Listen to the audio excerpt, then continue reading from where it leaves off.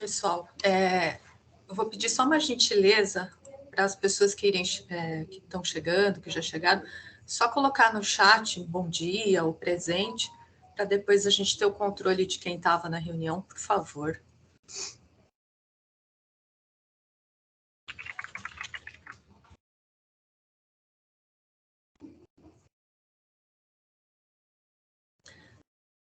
Vou esperar mais uns 2 minutinhos, Fabiola, para ver se o pessoal vai entrando.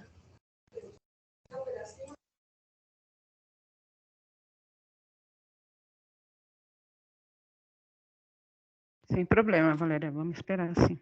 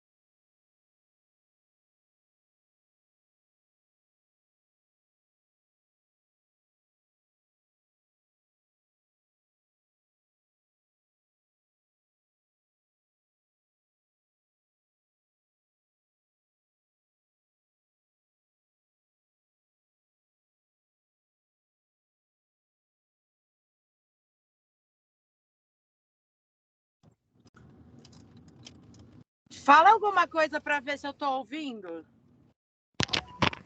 Oi, Alessandra, tá ouvindo? Bom dia. Ah, tô, obrigada. Bom dia, gente. Obrigada. Bom dia.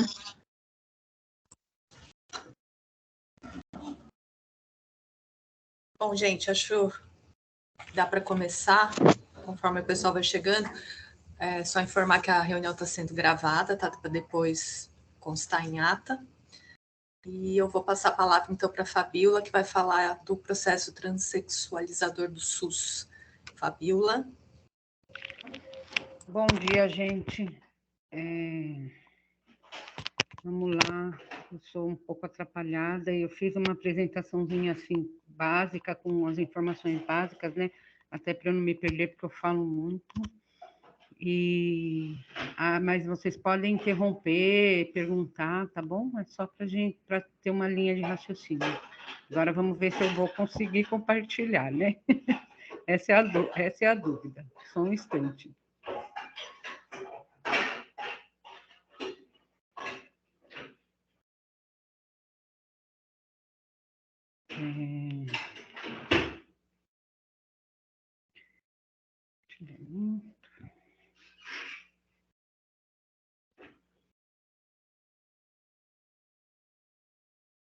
Isso, olha esse trabalho.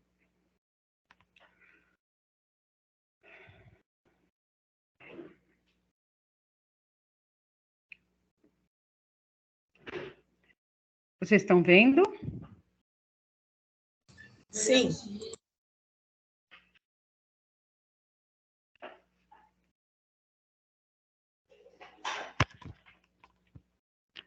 Deixa eu voltar lá para o começo, né? Porque está no fim aí.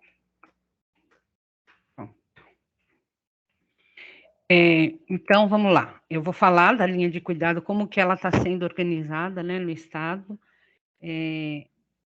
para quem não sabe aqui, eu falei, né, na reunião, eu atualmente estou coordenando na Secretaria de Estado da Saúde, tem um comitê de saúde integral, né, da população LGBT, eu atualmente estou na coordenação.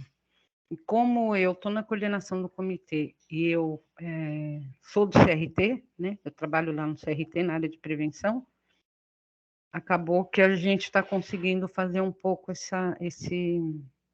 esse link em termos de necessidade e o que dá para fazer, e estamos aos poucos conseguindo organizar essa linha, que está longe de estar organizada, mas vou mostrar para vocês como que a gente está caminhando, tá bom? Mudou, só para eu ter certeza.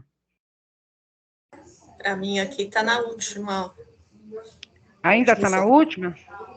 A minha também, Fabiola, na última. E agora? Agora sim. Agora mudou. Eu acho que eu vou deixar nesse modo, porque se põe na apresentação, eu não sei porque ela não muda. Eu não sei, quer dizer, sei, porque eu que sou uma biruta, né? Não sei mexer, mas enfim. Bom, vamos lá. Então, na verdade, assim, lá na reunião, eu falei isso um pouco, né? Quando a gente começou lá o processo no ambulatório, existia ainda, né, o ambulatório do HC, que é um ambulatório que tem uma característica um pouco dessa questão da patologização, né? E aos poucos, o que aconteceu é que, com o trabalho, né, com atendimento, e conforme a gente foi aprendendo, porque a gente também não sabia, né? Enquanto profissionais, a gente foi se distanciando um pouco dessa lógica que está colocada, né, no início do processo, lá em 2013, quando foi publicada a portaria, e a gente meio começou a se distanciar desse conceito de que era uma questão de saúde, que tinha que ter diagnóstico, enfim, essas questões aí. E aí começa a ter outras características, né? A gente começa a atender travestis, que o ambulatório do HC não tinha como se diz, a gente, depois da Covid, eu tenho tanta dificuldade com algumas palavras, essa vocação, pronto. O HC não tem essa vocação de atender travestis, né? E outras variabilidades de gênero, o CRT que começou a atender e agora já está mudando. Então, assim, para quem é trans, né, que está aqui, que é trans ou que é advogado, até entende um pouco isso, mas como a gente tem pessoas de várias secretarias, não sei se nem todo mundo sabe, né, que tem essa questão da patologização da identidade, a justificativa que se coloca para a questão do CID no SUS é porque para garantir atendimento, né? Porque tudo no SUS tem que ter um CID, porque aí você coloca lá e você consegue fazer o que a gente chama de processamento, né? Você consegue fazer o processamento, você consegue fazer o pagamento da consulta, enfim. Então precisa ter de CID. E aí a discussão que se tem hoje é de mudar esse CID para a letra Z, que é uma letra que fala mais das questões sociais e mais das questões de promoção de saúde do que especificamente de doença, né? Que é o que a gente quer tirar, doença, transtorno, enfim. Atualmente, né, a gente utiliza essa coisa da disforia, no caso do DSM, de incongruência, no caso do CID, né? Que é bem horrorosinha essa palavra, incongruência, mas, enfim, foi a que mais se aproximou da questão colocada. Mas ainda é uma coisa que está sendo discutida, tá? Aí, isso aí é a linha do tempo, né, do que foi acontecendo ao longo do tempo, né? A gente, em 2009, o ambulatório lá do CRT, ele é implantado. A princípio, existia uma questão de implantar esse serviço dentro de um ambulatório de HIV, né, e o quanto isso poderia aumentar o estigma, né, de tanto para a população trans quanto para a população que vive com HIV. Mas isso foi discutido junto com o movimento social, e naquele momento, né, em 2009, a realidade era de que se não fosse lá, não seria em lugar nenhum, né? De qualquer forma, o CRT já tinha, por hábito, atender a população LGBT de um modo geral. Esse acolhimento, já tinha experiência no acolhimento dessa população, e aí, com o movimento social, acabou se definindo que seria no CRT, né? E aí abriu. Aí a gente tem que, em 2011, foi lançada a Política Nacional de Saúde LGBT, né? Em 2013, é publicada a Portaria 2803, que é a portaria que institui a linha de cuidado no SUS, né? Então, é a portaria que estabelece o que a atenção básica faz, o que a atenção especializada faz, quanto se paga por cada procedimento, é através dessa portaria. E nesse mesmo ano, é implantado o comitê técnico, esse comitê do qual eu faço a coordenação hoje, o Comitê Técnico de Saúde Integral da População LGBT. Aí, em 2014, tem um grupo técnico bipartite, né, que é da CIB, que a bipartite é uma comissão que faz parte, para quem não sabe, né, quem é do poder público até sabe, mas quem não sabe, a CIB são os gestores do Estado e os gestores municipais, e nesse colegiado existe a pactuação de ações e de responsabilidades entre Estado e municípios, né? E aí, em 2014, da CIB, foi instituído esse grupo técnico, né, que tinha participantes tanto da Secretaria de Estado de Saúde como dos municípios, né, do COSEMES, que é o Conselho de Secretários Municipais de Saúde, para estudar como fazer a implantação da política no Estado. Passou-se esse tempo todo, né, de 2014 para cá, e muitas pessoas saíram desse grupo, enfim, o grupo não foi destituído, mas ele também não levou ao cabo a função dele, que era pensar na política. E é isso que a gente atualmente está fazendo no comitê. A gente construiu uma proposta de política que foi submetida à coordenação do secretário, né? Eles devolveram para a gente fazer uma revisão, e aí a gente está nesse processo de começar a fazer a revisão dessa política para devolver para o secretário, para ver se a gente consegue implantar essa política, que é uma política de saúde LGBT, tá? Não é uma política de saúde para a população trans especificamente. E aí, entre 2020 e 2023, a gente conseguiu incluir dentro do nosso plano estadual de saúde uma meta que é a de compra e distribuição de hormônios. Por quê, né? Porque essa é um grande entrave para os municípios. Não porque é caro, pelo contrário, é exatamente porque não é caro, né? É um medicamento com custo baixo em termos de Secretaria de Saúde, por exemplo. E aí os municípios não conseguem comprar, né? Porque o município não vai lá com o dinheiro na farmácia e compra. Ele tem que fazer licitação, e aí ele não consegue, porque é um custo muito baixo, uma quantidade muito baixa, né, em termos de...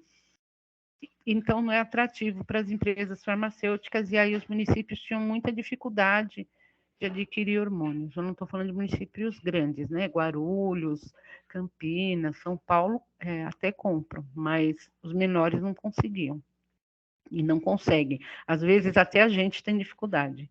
Então, a gente conseguiu incluir no nosso plano estadual de saúde a compra de hormônios, a compra e distribuição de hormônios para a implantação dos municípios. E foi aí que, mesmo com a pandemia, mesmo com essa política que a gente está tendo, extremamente conservadora, a gente conseguiu dar um início de uma ampliação importante no Estado. É importante que se diga que, quando o atual presidente ele assumiu, ele extinguiu o Comitê Nacional. Então, nós, dos estados e dos municípios, ficamos sem referência no Ministério da Saúde para fazer essa articulação das políticas, né? A gente continua funcionando, mas nós não temos uma referência lá no Ministério da Saúde. A única referência que nós temos, referência, né, entre aspas, que nós temos, é a comissão pela equidade do Conselho Nacional de Saúde. E é com essa comissão que a gente consegue um pouco conversar, mas muito pouco avançar, né? Nós temos questões importantes, eu até vou falar mais para frente, nós temos questões importantes que a gente não consegue avançar por conta dessa falta de uma interlocução com o Ministério da Saúde, com a extinção do Comitê Nacional. Tá bom? Quem não sabia, fica sabendo agora. Então, como que a linha de cuidado ela está implantada, ela está em funcionamento hoje em São Paulo, né? Como que está funcionando? A gente está trabalhando nos municípios que apresentam interesse a questão de que a atenção básica é atendimento, é a entrada preferencial do acolhimento, né? E da identificação das necessidades. Às vezes, a pessoa trans vai na atenção básica e ela é encaminhada para serviço especializado e não é nem ouvida. E às vezes ela está só com pressão alta, né? E é a atenção básica que cuida de pressão alta e de diabetes, ou de dengue, ou de Covid, enfim. Então, isso ainda tem, né, muito a avançar com essa questão, mas a atenção básica, ela sim, tem um papel fundamental nessa linha, que é de acolher a população e fazer a identificação da demanda para poder, de fato, encaminhar de acordo com a necessidade que a pessoa apresenta. E aí, eu coloquei aí no meio essa coisa de serviço de saúde integral para pessoas transexuais, para travestis e outras variabilidades de gênero, né? E que esses serviços, eles precisam ter a equipe mínima que a gente coloca, que não tem nada a ver com a portaria do SUS, né? A portaria 2803, é que precisa ter um médico, né? Um médico que faça a clínica, que faça o atendimento clínico, né, da pessoa, um profissional de saúde mental, que pode ser ou psicólogo ou psiquiatra, uma pessoa de serviço social, né, que possa acolher e encaminhar as demandas que não são especificamente da saúde, mas que impactam, né, no cuidado da saúde, e enfermagem, né? Enfermagem é para fazer os atendimentos, para encaminhamento de exame, coleta, enfim. E aí, essa equipe, ela não precisa estar dentro de um serviço especializado. Não precisa existir um espaço físico que leve o nome de serviço especializado dessa população. Ela pode estar em qualquer unidade de saúde que tenha essa equipe e que seja capacitada para atender essa população e que acolha isso, que é o mais difícil de a gente conseguir, né? Porque, na verdade, é muito mais resistência de profissionais e de gestores, no sentido de até desconhecer, né? Do que, de fato, não ter capacidade ou não ter condição de fazer o atendimento. E aí, no caso, quando tem esse serviço... Gente, tem alguém com o microfone ligado. Quem é? Marcelo, acho que é você que está com o microfone, Marcelo. Obrigada. E aí, esse serviço, ele tem que fazer uma articulação com os outros pontos de atenção que não fazem parte do quadro dele, né? Então, se é uma atenção básica, se é na atenção básica que vai ser atendida, essa pessoa nas suas necessidades, inclusive em processo de hormonização e tal, mas ela não tem, ela apresenta algum comprometimento de saúde mental, então eu tenho que ter articulação com o CAPES, ou com SAI-CTA, no caso de não ser, para encaminhar para fazer sorologia, para encaminhar para PEP, PrEP, para as outras estratégias de prevenção combinada. para encaminhar, no caso de não ser um endócrino que vai fazer o acompanhamento dessa pessoa, ter um ambulatório de especialidades em que eu tenho um endocrinologista que possa ser referência no caso de intercorrência, né? Porque o clínico, o ginecologista, enfim, o médico que vai acompanhar a pessoa, vai acompanhar dentro de um protocolo mais ou menos estabelecido, né? Claro que vai adaptar com as necessidades da pessoa, mas existe um protocolo mais ou menos estabelecido que todo médico sabe, né? Qual é a contagem hormonal normal num organismo feminino, qual é a contagem hormonal normal num organismo masculino, e vai dosando e vai acompanhando. Mas, em alguns casos raríssimos, pode ter alguma intercorrência, então é importante que se tenha um endocrinologista de referência, mas não que precise fazer parte da equipe, né? A Naila, que é uma das médicas que atende lá no CRT, eu nem sabia disso. Lá na sexta-feira nós fizemos uma apresentação lá no ABC, ela foi dar uma capacitação sobre hormonização, e ela falou, ela atende lá no ambulatório desde 2011, e ela não é endócrino, ela é generalista, né? Ela é infectologista e é sanitarista, e ela atende, faz acompanhamento. E ela falou que desde 2011 que ela atende, só teve um caso que ela teve que encaminhar para o endocrinologista. Todos os outros ela conseguiu acompanhar sem a necessidade de encaminhar. Então, quando a gente fala isso para os profissionais, é importante, porque a gente desmistifica um pouco de que é um atendimento de tecnologia de alta complexidade, né? Que a gente diz que não é, que na verdade é um atendimento em que a tecnologia em saúde é uma tecnologia tranquila, que qualquer médico consegue, tá? Então, é claro que assim, cada município vai desenhar de acordo com a sua realidade, né?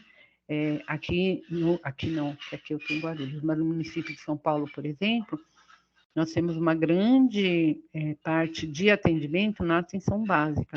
Tem alguns AMEs, mas a grande maioria é em atenção básica. Tem outros municípios que está no SAI CTA. Tem município, por exemplo, lá em Presidente Prudente, está num serviço regional do Estado de saúde mental. E quem começou a fazer a hormonização foi um psiquiatra, porque ele começou a atender e ele começou a trabalhar com esse universo e aí conseguiu implantar lá o serviço. Então, cada local desenha essa linha de acordo com a sua realidade, com a sua necessidade, com a sua possibilidade. Tá? Então, como que acontece, qual é o fluxo, como que está acontecendo essa coisa da implantação dos serviços do município? A primeira questão é ter a iniciativa de atendimento, né, do município, né? O município nos procura, ou o município, ou alguma organização não governamental, algum movimento social, nos procura com essa intenção de iniciar atendimento. E aí, a partir dessa iniciativa, porque a gente, né, apesar de muita gente achar que existe uma hierarquia, né, entre os entes federativos, e nós somos Estado, e aí nós, enquanto Estado, podemos mandar no município, isso não existe, né? Cada ente federativo é autônomo e tem autonomia para fazer ou não, implantar ou não as políticas dentro do seu território. É claro que a gente, enquanto Estado, a gente tem esse papel de articular e de promover, de fomentar, mas a gente não tem como impor ao município que ele faça isso. Mas, a partir da iniciativa do município de que ele quer atender, a gente faz várias reuniões, né, e envolve todos os pontos que vão fazer parte dessa linha no território, né? Então, começa com a DRS, o DRS é Departamento de Regiões de Saúde, ou diretoria, não sei, já troca tanto de nome, mas são as regiões de saúde do Estado, né? E dentro dessas regiões de saúde, a gente tem assistência farmacêutica, regulação, né? Que é onde tem a fila de procedimentos para o SUS, articulador da atenção básica, articulador de humanização, chama as coordenações municipais de ST, da atenção básica, a Secretaria Municipal de Saúde, a equipe do serviço que vai, enfim, a gente tenta envolver o maior número de profissionais possíveis daquele território para a gente poder estabelecer esse fluxo, né? Porque é o que eu falei, cada município tem um fluxo, cada município tem uma realidade, e aí a gente vai agregando todos os serviços que podem compor essa rede local para garantir a coisa do atendimento integral, né? E aí a gente faz 1, 2, 10, vai depender, claro, do quanto o município avança nesse processo de fazer esse diagnóstico e de, enfim. Aí define, né, as necessidades, o que o município precisa, o que o município dispõe, e aí a gente começa a distribuir o hormônio, né? O município coloca qual é a necessidade, é o município, por isso que o município tem que fazer esse diagnóstico, é o município que informa para a gente quantas pessoas ele vai atender ao todo, quanto de hormônio masculino ele precisa, quanto de hormônio feminino, e a partir desse diagnóstico que o município faz, a gente estabelece esse fluxo entre a nossa assistência farmacêutica lá do CRT, a assistência farmacêutica do DRS, que é o que vai ficar responsável por distribuir não só para aquele município, mas para outros municípios daquela região, né? E a assistência farmacêutica do município, né? Então, a gente já estabelece esse fluxo nessas reuniões, e aí começa a distribuição de hormônios, né?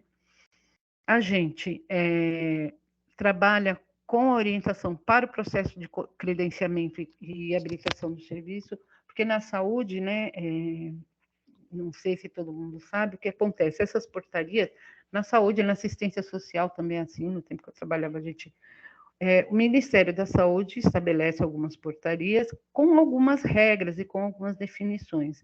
E os serviços municipais e estaduais que se enquadram nessas regras, né, eles recebem uma coisa que a gente chama de habilitação, né, de credenciamento, fica credenciado no Ministério da Saúde, e a partir desse credenciamento faz jus ao recebimento de recursos específicos para esse tipo de atendimento.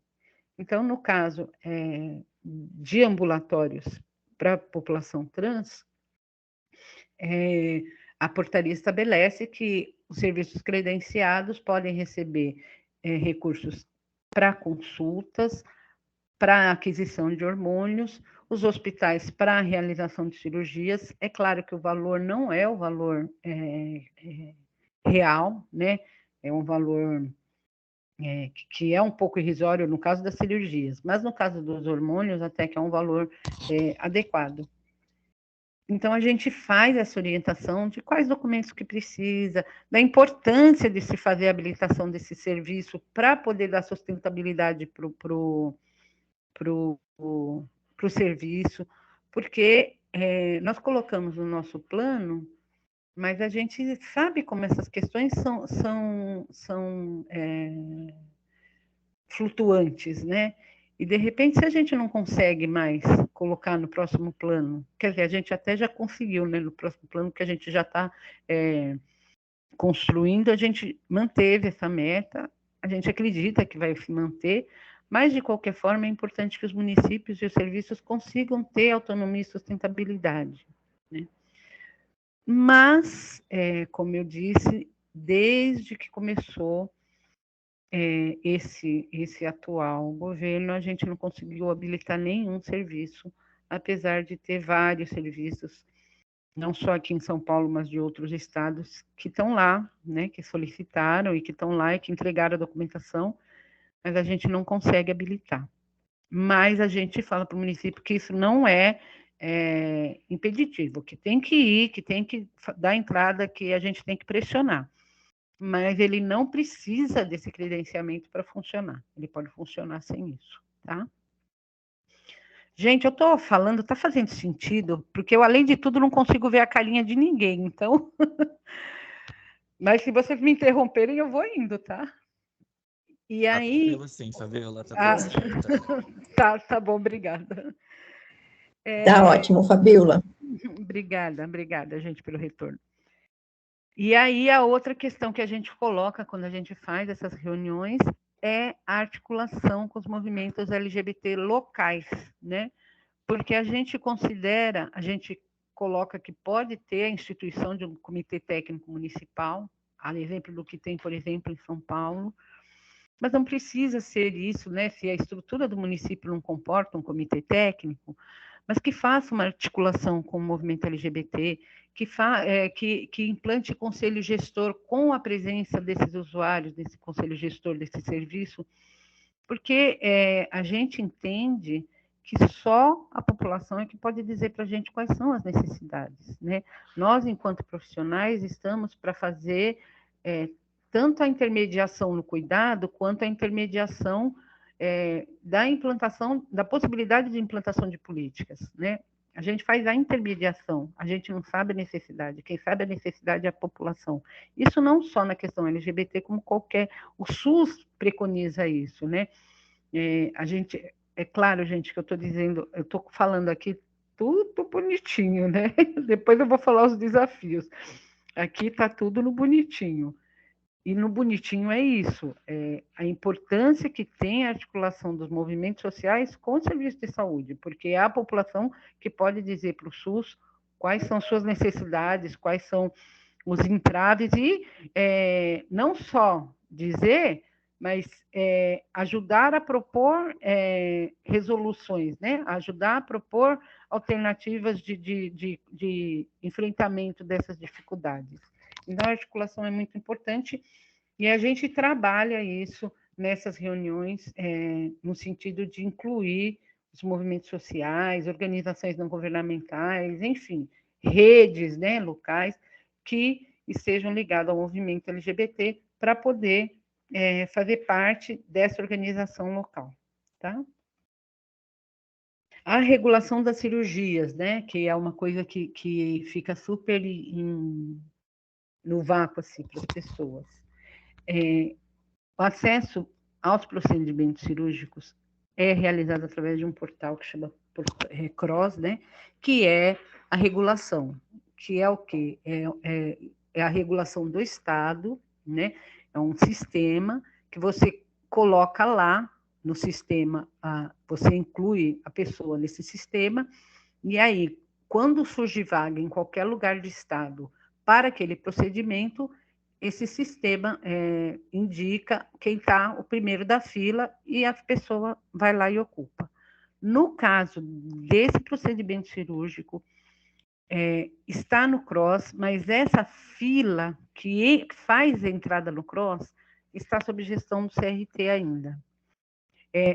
Alguns procedimentos, né, quem é de município, quem trabalha com município, quem conhece isso, sabe que todas as unidades de saúde têm acesso ao CROSS. Então, se eu estou lá atendendo uma pessoa, sei lá, que tem problema de varizes, e eu quero, e a indicação é uma cirurgia, eu sou a unidade de saúde que acompanho ela, eu entro no sistema do CROSS e inscrevo ela no sistema, e quando surgir lá a cirurgia, seja em que hospital for no estado, ela vai ser chamada. Esse acesso, por enquanto, só o CRT que tem, né? Primeiro, porque a gente só tem um hospital que faz a cirurgia de transgenitalização feminizante, e 3, né, que faz a mamoplastia. Então, assim, quando surge a vaga, só tem naquele hospital, né? Em primeiro lugar. Em segundo lugar, durante todo esse tempo, né, desde 2009 até hoje, isso a gente não tinha conseguido negociar na Secretaria de Estado da Saúde, a gente, enquanto unidade de saúde, não tinha conseguido negociar a possibilidade de isso entrar no CROSS, né? Porque, na verdade, nem se falava nisso, né? Vamos ser sinceros, isso não existia no SUS, né? Em São Paulo. Então, nem tem aba na CROSS, não tem nem formulário para poder colocar a inclusão Agora que a gente está conseguindo fazer esse processo de passar essa fila para a administração da CROSS. Mas isso não é um processo fácil, né? E já digo, até porque a gente vai até explicar um pouco mais para frente, não é um processo tão tranquilo assim, porque tem outras questões que influenciam essa posição na fila, né, digamos assim. Mas, enfim, por enquanto está no CRT. E aí, como que a gente funciona nessa questão? A pessoa começa a fazer acompanhamento em algum serviço, seja ele qual for, e manifesta interesse em fazer cirurgia, o serviço entra em contato com o CRT, a gente encaminha uma ficha. Na verdade, agora a gente já avançou um pouco nisso. Agora, quando o serviço implanta, quando o município implanta o serviço, a gente já faz isso, a gente já encaminha toda a documentação que ele precisa, todas as orientações, e já encaminha essa ficha, que é o quê? É uma ficha de matrícula do CRT. Então, quando a pessoa, seja qual serviço ela for acompanhada, manifesta interesse de cirurgia, o serviço encaminha essa ficha preenchida para a gente e ela é matriculada e incluída nessa ficha, nessa fila de interesse. E aí ela vai lá fazer o processo de acompanhamento dela, que pela portaria, no mínimo 2 anos e tal. Ai, desculpa, gente. E aí, ela vai fazendo lá o acompanhamento. Quando essa pessoa está pronta para a cirurgia, pronta, com todos os critérios que são estabelecidos para a cirurgia, estão realizados, aí essa pessoa, o CRT cadastra ela, inclui ela no CROSS, tá? Então, é isso. Quando o Fábio falou da questão de Ribeirão Preto, e depois a gente vai conversar sobre isso, porque eu quero entender o que aconteceu, né? Naquele momento não era o momento, mas hoje é o momento. Porque, assim, por exemplo, lá em Ribeirão Preto, nós temos 2 ambulatórios que recebem hormônio do CRT e que sabem desse fluxo, né? Sabem desse fluxo, de que se é uma pessoa que é atendida lá, se a pessoa é atendida lá e manifesta interesse pela cirurgia, aquele serviço tem que encaminhar essa ficha para a gente. O que eu acho que pode ter acontecido, não sei, por isso que eu falei que a gente tem que conversar. O que às vezes acontece é que algumas pessoas trans procuram serviços de saúde, ou no seu município, ou em outro município qualquer, querem e manifestam esse interesse de entrar na fila de cirurgia. E aí ela não consegue mesmo. Ela não consegue porque ela precisa estar vinculada a algum serviço, né? Então, pode ser que tenha acontecido isso, não sei, tá? Enfim, depois que a pessoa está com todos os critérios, tal, tanto da resolução da portaria, quanto da resolução do Conselho Federal de Medicina, aí ela é incluída no CROSS. Quais são esses critérios, tá? Então, critério geral para todas as cirurgias, né? Tanto para homens trans quanto para mulheres trans. O critério geral, pela portaria, tá?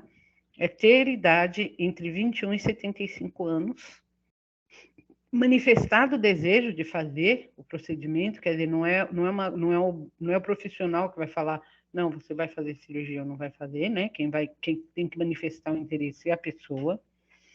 A data do início do segmento no serviço de saúde, né? Que é por isso que a gente fala que assim que a pessoa manifesta interesse, o serviço tem que informar a gente, porque isso é um dos critérios, né, para a formação dessa fila, e apresentar relatórios que comprovem esses dois anos de acompanhamento, né, que é exigido tanto pela portaria quanto pelo CFM, e um relatório que pode ser um relatório único, e aí 2 profissionais da equipe assinam, ou um relatório para cada profissional.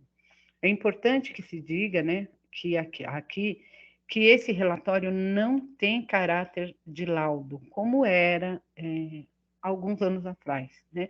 Alguns anos atrás era um laudo em que o médico dizia que a pessoa estava apta, apresentava transexualidade, enfim. não é isso, né? A gente está, inclusive, trabalhando com os profissionais desses serviços do que é para conter esse relatório, né? É um relatório, né? Tem metodologia para escrever um relatório, é um relatório. Como que foi o procedimento hormonal, se teve intercorrência, se não teve intercorrência, se está na dosagem adequada para sustentar um recurso de cirurgia, enfim, né? É um relatório que mais de 2 profissionais têm que assinar, dando um quadro, né, do atendimento da pessoa e de como que, das possíveis ocorrências que pode ter no caso da cirurgia, tá? Esses são os critérios gerais. E aí, os critérios específicos. No caso das mulheres trans, a realização da depilação a laser. Isso é um gargalo. Por quê? Porque, apesar de isso ser um critério específico, que é um dos critérios que deixa a pessoa com prontidão para a cirurgia, o SUS não oferta, né? Que a gente vai falar mais para frente dos desafios. Então, muitas das vezes, o que pode acontecer? A pessoa faz o seu tempo Por isso que quando eu falei da complicação da fila, né? Da qualificação dessa fila. A pessoa chega lá hoje, entra na fila, o outro chega lá amanhã, entra na fila. A pessoa que chegou hoje faz os seus acompanhamentos bonitinho, babá. Quando ela cumpre esse prazo que é obrigatório pela portaria, em que ela está com todo o preparo e apresenta toda a condição de ir para a cirurgia, ela precisa fazer a depilação a laser. Isso é um procedimento médico, né? Porque tem a construção da neovagina, porque não pode ter pelo, porque, enfim, é uma exigência médica, né? Uma exigência clínica que se faça essa depilação. E aí a pessoa que entrou hoje não consegue, não tem. E a pessoa que entrou amanhã, por algum motivo, ou porque tem dinheiro, ou porque consegue com alguma organização social, faz a depilação a laser. Então, o que a gente acaba fazendo? Passando essa pessoa na frente, porque a gente tem que ocupar as vagas quando a vaga surge. Então, se surge uma vaga para fazer a cirurgia, e se a pessoa que está lá imediatamente depois, em primeiro lugar, não tem a depilação a laser, eu não posso chamar ela. E eu não posso deixar de chamar outra pessoa, porque eu não posso deixar de colocar alguém nessa vaga. Então, acaba colocando outra pessoa na frente. Isso é um problema, né? E para a gente gerenciar isso é um problema. Para a população que é atendida, isso é um problema, porque é um absurdo, enfim. De qualquer forma, é um critério que a gente não tem muito como mudar. E para a questão da mamoplastia, o índice de massa corporal tem que ser menor ou igual a 27. Então, se a pessoa está com 27,1, né, se o menino trans está com 27,1, mesmo que ele tenha feito 2 anos, mesmo que esteja tudo bem, ele não vai fazer a cirurgia enquanto não emagrecer. Isso são critérios clínicos que não dependem, e aí, assim, muitas das vezes, a gente precisa conversar com a população, né? Conversar com aquela pessoa que a gente está atendendo, no sentido de que ela entenda isso, né? Ela entenda de que isso é um procedimento médico, um procedimento cirúrgico, do mesmo jeito que uma pessoa que tem problemas cardíacos, tem não sei o que, algumas coisas não são recomendadas. Se não tiver essas questões específicas resolvidas, não tem como fazer cirurgia, né? Então, e não é um processo fácil. Isso daqui vai ficar com vocês, tá, gente? Depois eu passo para o grupo. Então, vocês não precisam se preocupar nem em copiar, nem tirar foto, nada, porque eu vou passar para o grupo a apresentação. E aí, o contato que a gente tem, o nosso contato é esse que está aí embaixo, que é o contato do ambulatório, para o encaminhamento dessas fichas quando apresenta o interesse. Tá bom?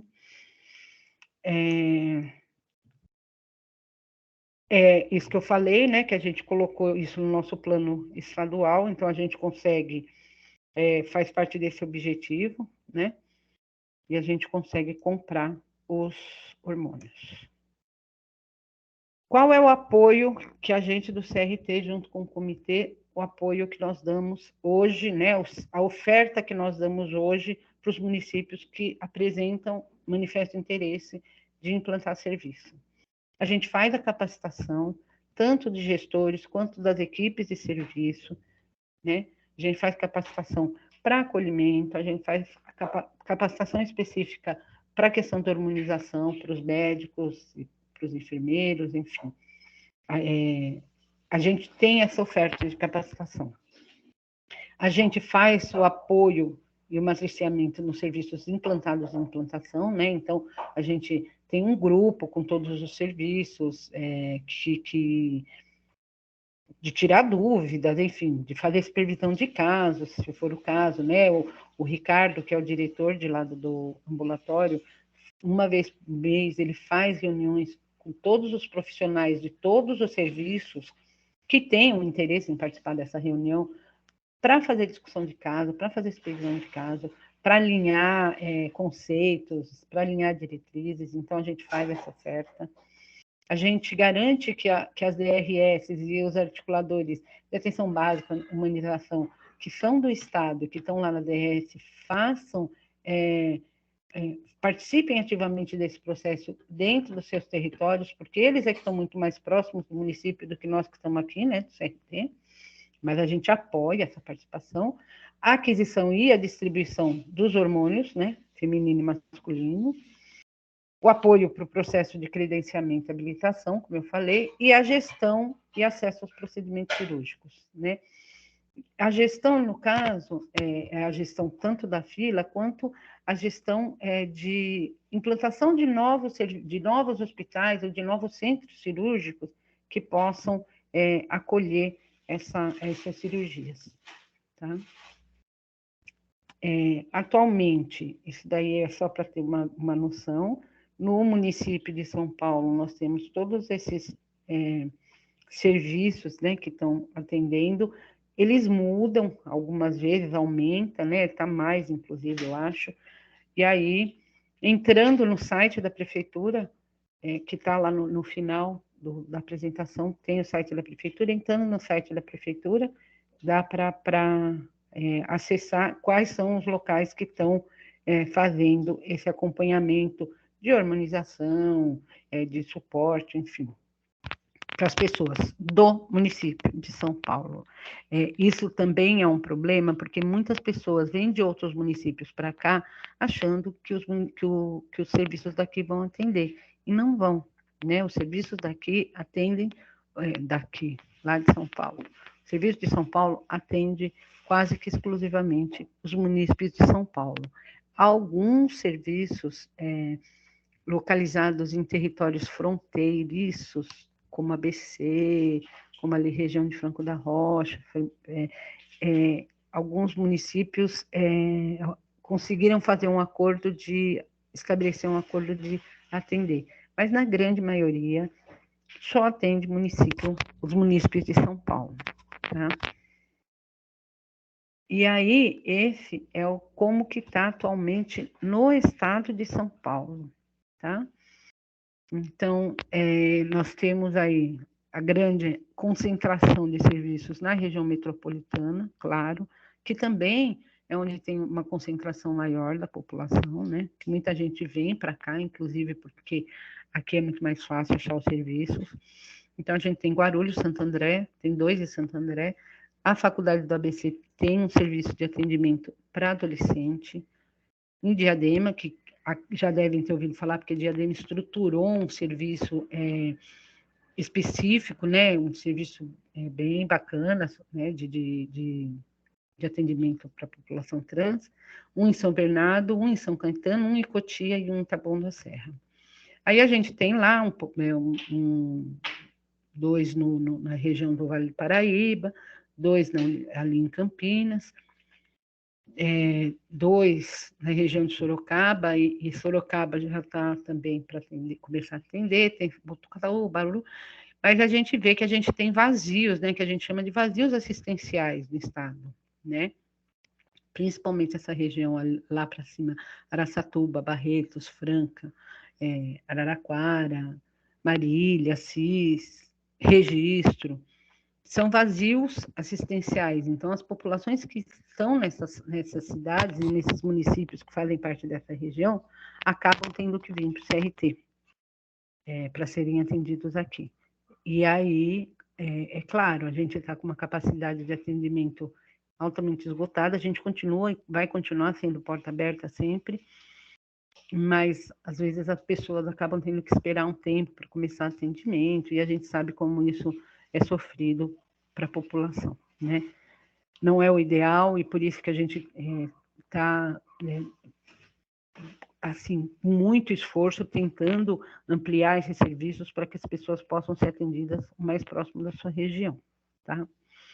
Então, são esses os serviços, e os hospitais que fazem esse atendimento, né, das cirurgias, é o Hospital Mário Covas, ele faz a transgenitalidade feminizante, faz 2 por mês, 24 por ano. Até a pandemia, a gente estava com uma fila de espera de 4, 5 anos. Quando começou a pandemia, todas as cirurgias eletivas foram suspensas, vocês sabem. E o Mário Covas, além disso, virou referência na região para a Covid. Então, ficou mais de 2 anos sem realização de cirurgia. Então, uma espera que estava por volta de 5 anos, agora está uma espera por volta de 7, 8 anos, né? O que é muito triste, né? Muito difícil, mas que a gente teve essa intercorrência da pandemia, que só agravou um quadro que já era um quadro complicado de espera. A gente tem o Hospital Pedreira e o Serrana e o Mário dele, os Pedreira e o Serrana, não, Serraria. Pedreira e o Serraria são 2 hospitais regionais estaduais que fazem a mamoplastia masculinizadora e num número bem maior, né? Porque é uma cirurgia mais simples, né? Assim, de uma tecnologia mais simples. Os profissionais, de um modo geral, é mais fácil você encontrar profissionais que façam isso, porque não precisa de uma especialização, qualquer mastectomista consegue fazer essa cirurgia, né? Não precisa de uma especialização específica para homem trans, né? Então, é muito mais fácil, a recuperação é muito mais tranquila da cirurgia, enfim, tem várias questões aí envolvidas para ter um número tão diferente, né, de cirurgias para mulheres trans e para homens trans. Então, a gente tem, no caso de homens trans, uma espera bem pequena, né? Depois que ele cumpre lá com os critérios que são estabelecidos, em menos de 1 ano ele faz a cirurgia, tá? O Hospital das Clínicas continua fazendo uma cirurgia ao ano, mas o Hospital das Clínicas não é referência para o Estado, né? Ele não é referência para nós. O Hospital das Clínicas faz para a fila deles, do ambulatório deles, que é uma fila antiga, que desde que eles começaram, há mais de 20 anos a atender. Então, essa fila é deles e o atendimento é deles. Eles não são referência para a gente, tá?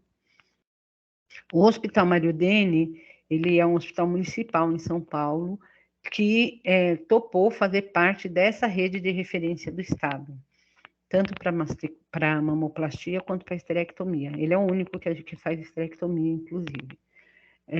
A gente não tem uma procura muito grande de esterectomia, e assim, acho que a tendência vai ser, estou falando de orelhada, tá? De inferência pura e simples.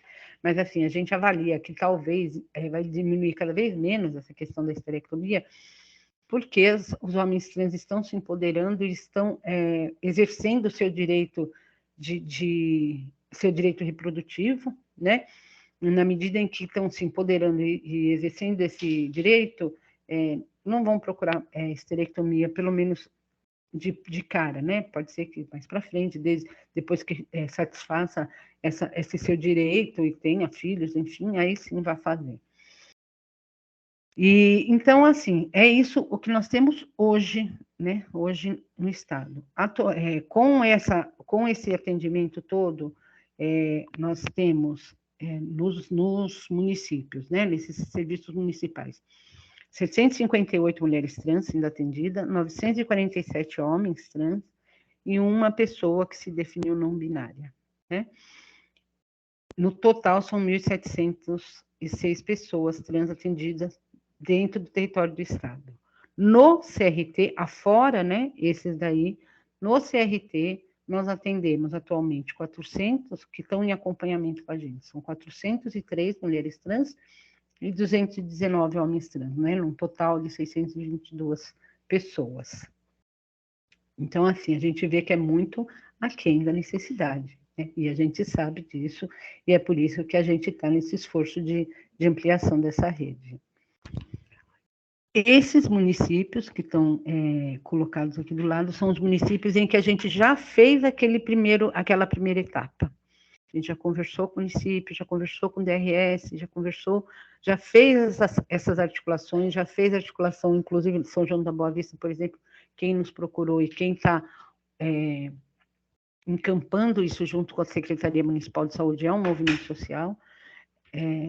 Então, eles estão naquela fase de diagnóstico, de fazer o levantamento de quantas pessoas, de qual seria a demanda, qual vai ser o serviço que vai ser implantado, e que vão ser implantados. Esses, com certeza, porque já passaram desse processo, que eu diria, de convencimento. Estão no processo de organização para fazer a implantação, tá? E aí a gente tem os desafios, né? Aqui essa é a parte mais complicadinha.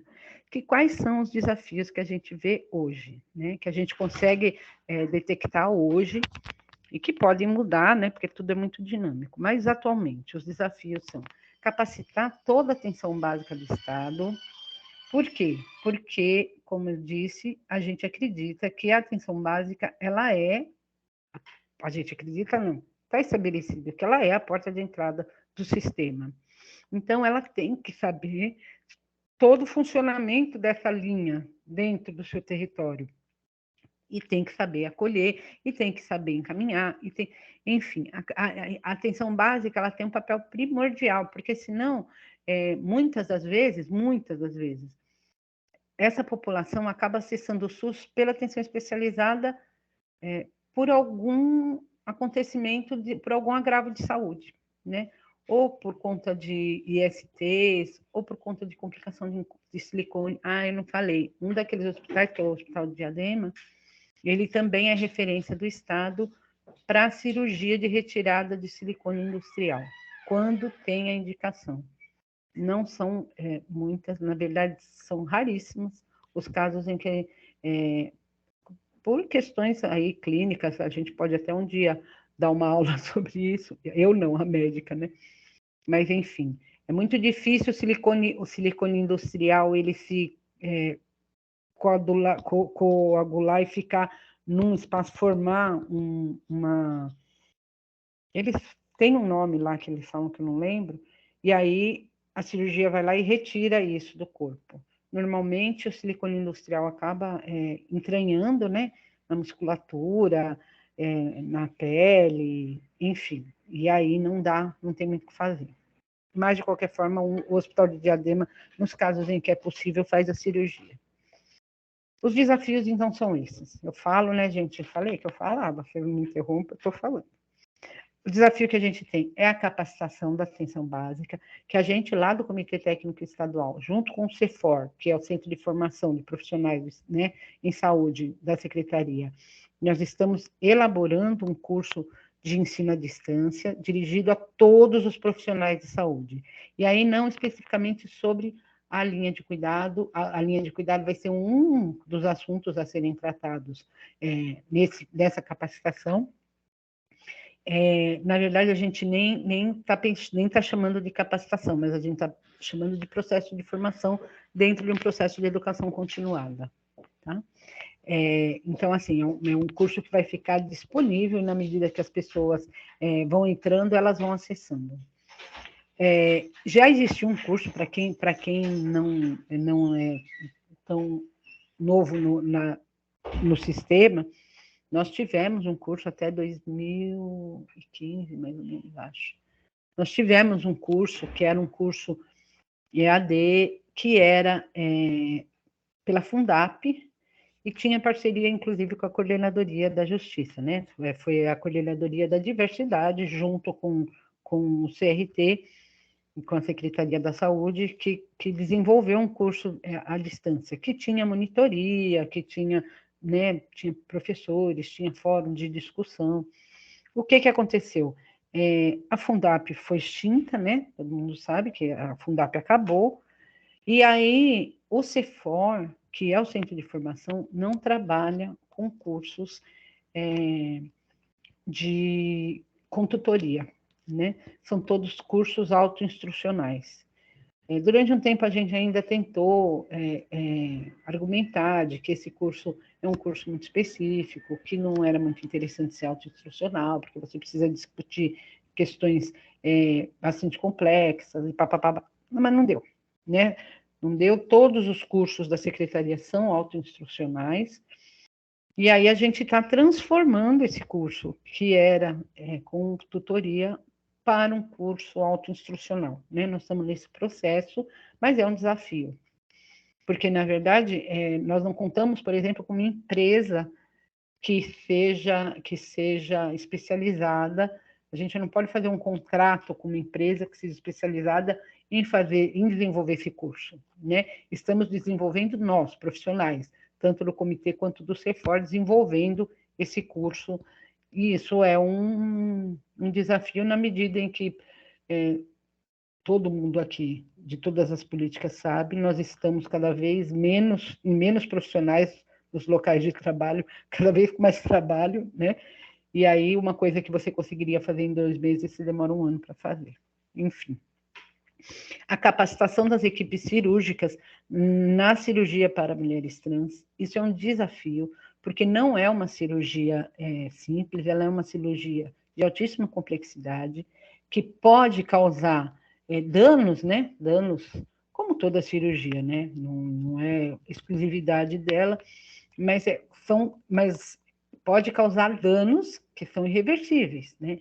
Então, a gente acredita que não adianta também sair abrindo um monte de lugar que faz cirurgia, se esse monte de lugar não tiver um profissional que esteja habilitado para isso. E nós não temos profissionais formados no mercado, não tem profissionais que se interessam. Então, isso é um desafio, né?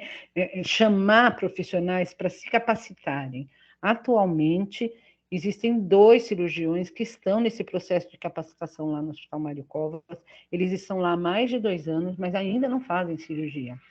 Ainda estão no processo de aprendizagem, de formação, de acompanhamento das cirurgias que são realizadas para entender todo o processo, né? Não é uma coisa que você fala hoje, eu vou fazer e amanhã está fazendo. É uma cirurgia de altíssima complexidade. E isso é um desafio, porque são poucos profissionais, poucos hospitais que se abrem para essa possibilidade, né?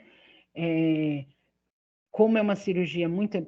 vocês viram que, assim, o Mário Covas faz 2 por mês, os da mamoplastia faz 4 por mês, porque o pré e pós-operatório da cirurgia para mulher trans é mais complicado, exige mais tempo de internação, mais tempo de acompanhamento. Então, toda essa questão da cirurgia, no caso das mulheres trans, ela é um desafio, A implantação de depilação a laser, que a gente não tem, é uma exigência médica e o SUS não oferta, né? A gente já tentou e continua tentando possibilitar emenda parlamentar para compra de máquina. A gente já tem 2 serviços no estado, um em Ribeirão Preto, e os 2 são ligados à universidade, né? Um é em Ribeirão Preto e outro é em São Paulo, Unifesp, que a equipe de dermatologia já se dispôs a realizar a epilação, só que precisa da máquina, e a gente não tem a máquina, né? Então, a gente meio que corre atrás da máquina, porque se a gente conseguir pelo menos 2 polos, né, que realizem essa epilação, a gente acredita que isso dá uma bela de uma melhorada, né? A implantação de implantes de silicone, a implantação de cirurgias, a gente também não tem essa oferta. A gente tem essa oferta no SUS, né, de implantes de silicone mamário, claro, a gente sabe que tem, mas não especificamente para a população trans, né? Então, a pessoa que hoje quer colocar um implante mamário, ela nem entra, porque você tem, mas você tem só para procedimento de câncer de mama, né? Não existe aquilo que eu falei no CROSS, lá não existe uma abinha que você possa colocar a população de mulheres trans para fazer o implante de silicone. Isso é um desafio também. E aí, é claro, a gente tem o desafio de ampliar essa cirurgia da transgenitalização feminizante. É pouco, né? 2 cirurgias por mês é pouco para... a gente viu ali, se a gente contar bem por cima, digamos que todas, não digo nem que todas, vamos contar que 1/3 das mulheres trans no resto do estado e 1/3 do CRT já queiram a cirurgia, né? Os outros não, ou estejam prontas para a cirurgia, nós teríamos aí 100 com 200, 300 pessoas. Faz a conta, 300 pessoas, 2 por mês, quer dizer, é uma fila desumana, né? Isso é um grande desafio. Nesse aspecto, as conversas que são feitas com vários hospitais no sentido de implantar essa cirurgia, de que o Hospital Mário Covas, a equipe de cirurgia do Mário Covas capacita essas equipes, a gente faz, né? Só que isso é um processo, não é um processo que acontece na velocidade que a gente gostaria. Outro desafio é o acolhimento e atendimento de crianças e adolescentes, né? Nós temos atualmente 3 ambulatórios no estado que fazem esse acompanhamento. Um é o Antigos, do HC, que é o mais antigo, né? Antigos, ele é o mais antigo, do HC. Um lá na Unicamp e um na Faculdade do ABC.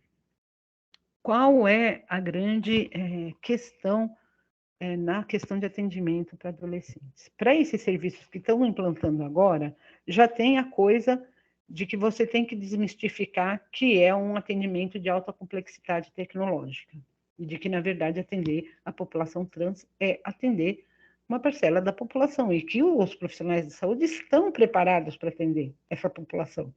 Se apresentar sofrimento mental, a gente sabe que psicólogo sabe o que tem que fazer. Se apresentar transtornos de pressão, de diabetes, sabe o que fazer. Se apresentar ideação suicida, psiquiatra sabe o que fazer. Então, assim, não apresentam grandes complexidades tecnológicas, tá, gente? Eu não estou dizendo que não é um processo complexo. Né? Mas as complexidades em termos de atendimento, de acompanhamento, elas não são de alta tecnologia. Mas as pessoas têm medo, os profissionais têm medo, e a gente tem que ficar desmistificando. E quando a gente passa isso para adolescente, piora, porque aí imagina, porque é adolescente, aí vem com essas conversas, não, porque está fazendo adolescente virar trans, está convencendo, está transtornando as crianças, tá não sei o quê, imagina, né? Isso tudo que faz parte da sociedade também está no ideário dos profissionais e dos gestores. Então, a gente tem muita dificuldade. Esses locais... E aí, assim, a gente tem também uma discrepância, exatamente porque a portaria de 2013, e muita coisa aconteceu de 2013 para cá, mas a gente não consegue atualizar essa portaria, e pelos motivos que eu já coloquei, mas o CFM avançou. Então, o que agora o CFM coloca?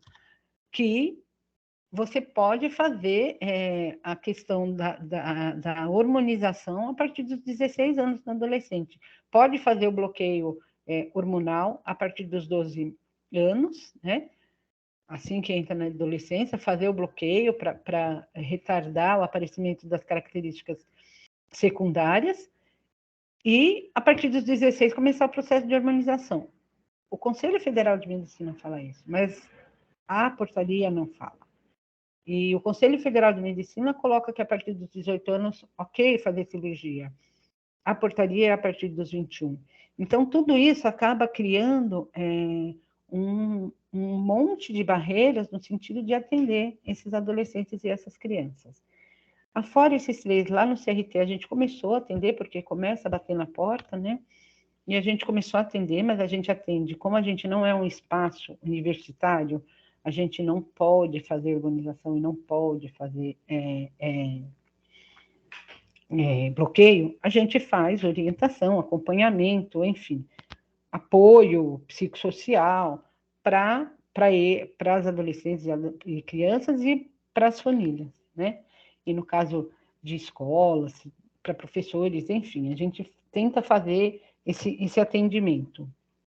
E aqui, no município de São Paulo estão começando já está há um tempo, né? Estão começando não, já está há um tempo rolando essa discussão de trabalhar com adolescentes na rede. E é uma coisa que vai acontecer, né? Não na velocidade que a gente quer, mas que a discussão está acontecendo, né? Esse desafio está na agenda.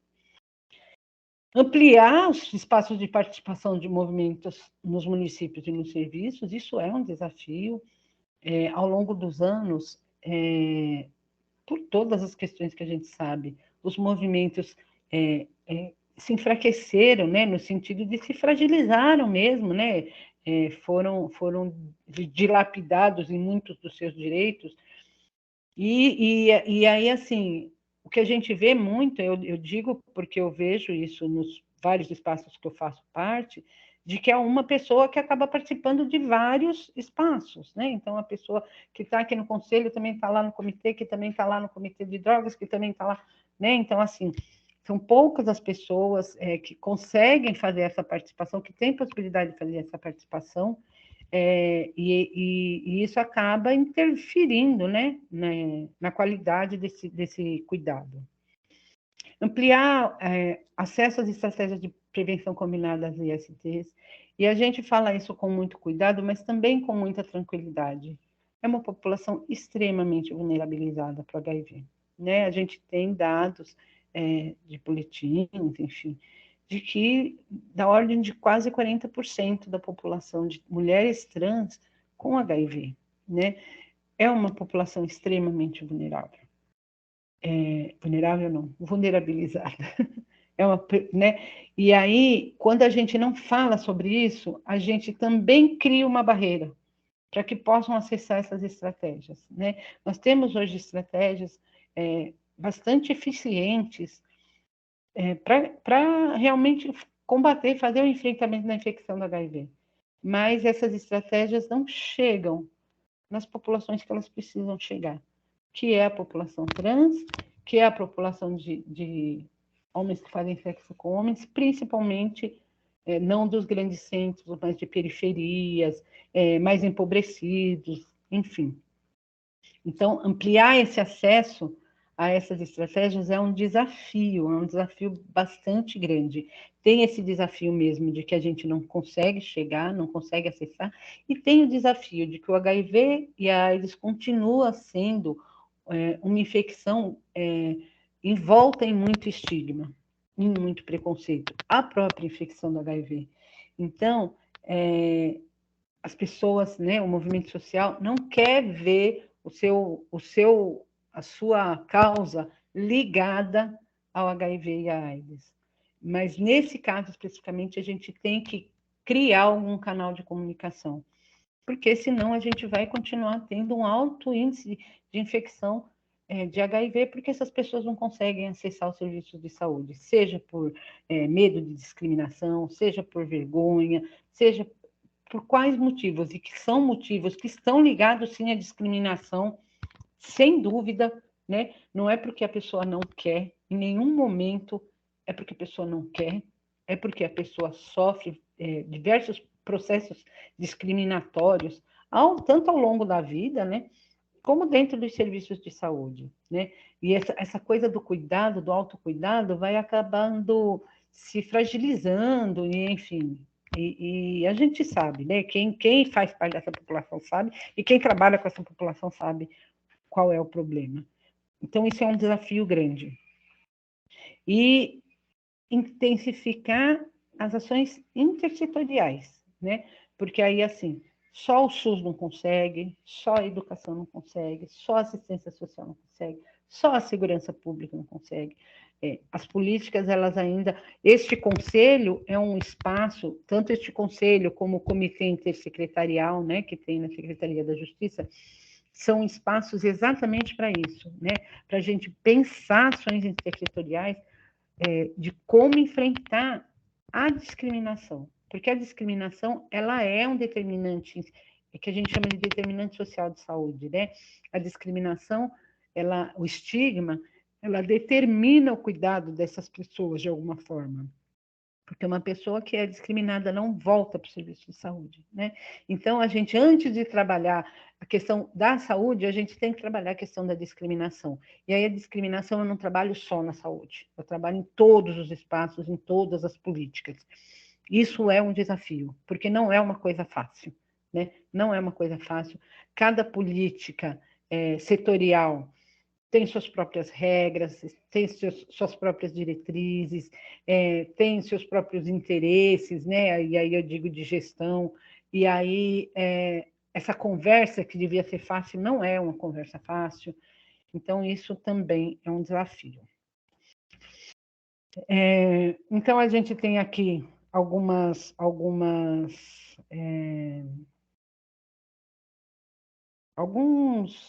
sites, né, com informações que a gente pode acessar para ter mais informações oficiais sobre essas questões todas que eu coloquei aqui, né? A gente teve essa pesquisa nacional do IBGE, Pesquisa Nacional de Saúde, foi uma pesquisa que quem puder acessar, é uma coisa interessante, mas ela vem no bojo dessa discussão sobre colocar ou não colocar dentro do censo a questão da orientação sexual e da identidade de gênero, né? Isso é uma discussão que eu posso dizer, eu enquanto pessoa, o que eu penso, mas eu não posso dizer enquanto técnica, porque eu não sou técnica dessa área, mas os técnicos dessa área estão se debruçando sobre isso, porque o que acontece, né, gente? Tanto a orientação sexual quanto a identidade de gênero são requisitos autorreferidos, né? A pessoa refere que ela é homossexual, que ela é bissexual, ou que ela é trans, ou que ela é cis. Ela refere. E aí, o censo, da forma que ele funciona, o censo bate na porta e a pessoa que atender é que vai responder por todo mundo daquela casa e daquela residência. Então, fica com um viés aí, né? Como que você vai garantir que a resposta que a pessoa dá sobre orientação e identidade de gênero das pessoas que moram lá dentro é real? Porque não são as pessoas que estão falando isso, né? É uma outra pessoa. Então, perde esse cunho da autorreferência. Enfim, essa pesquisa nacional, ela faz um pouco essa discussão, mas ela não colocou a questão da identidade de gênero, colocou só a questão da orientação sexual.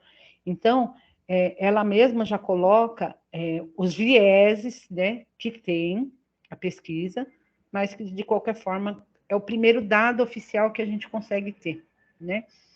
Então, para quem tiver interesse, é interessante de conhecer e entrar em contato.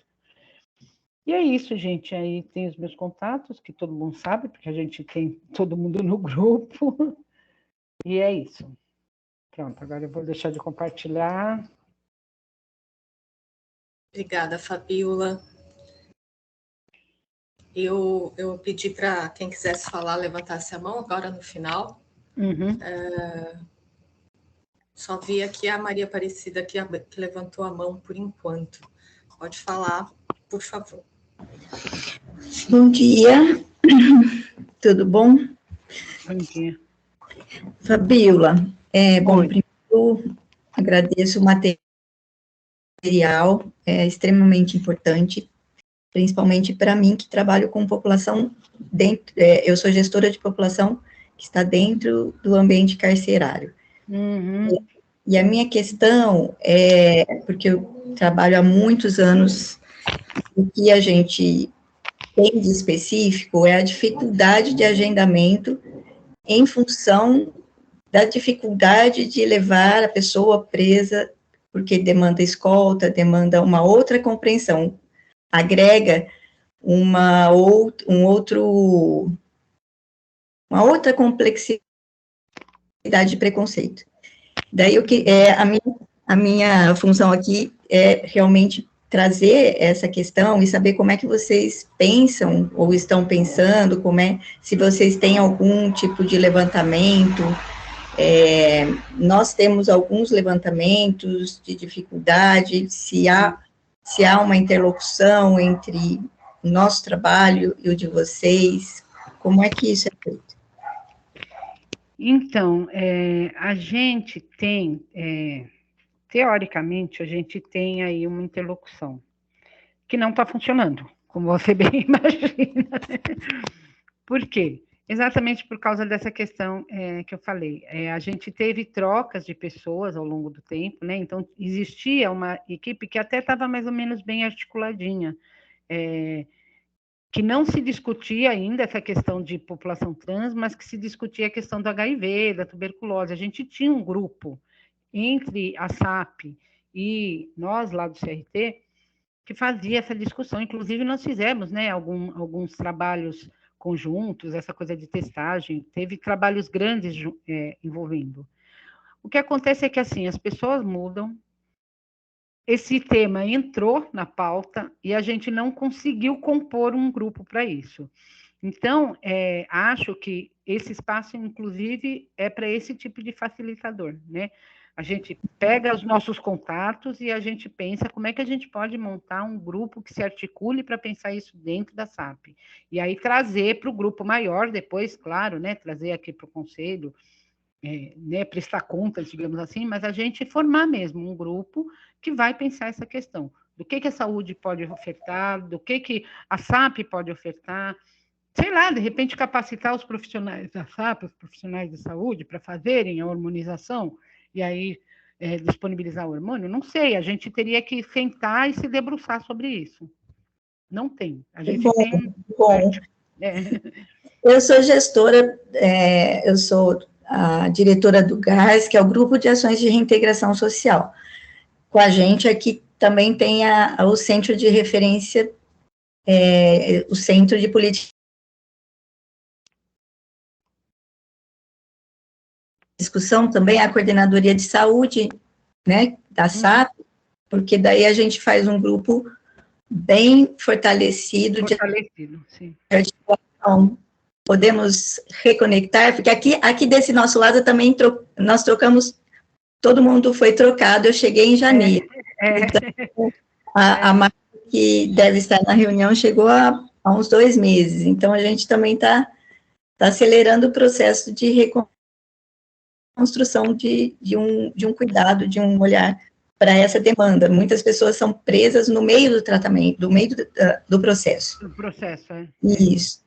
E aí, isso nos preocupa, gera uma apreensão, e o que eu percebo é que as pessoas que estão com a família mais presente, no contato dentro do presídio, conseguem mais agilidade, e me preocupa as pessoas que não têm esse apoio familiar, ou de amigos, e isso demanda da equipe interna. Então, acho que seria bem interessante a gente reconectar, sim. Reconectar, vamos nos reconectar.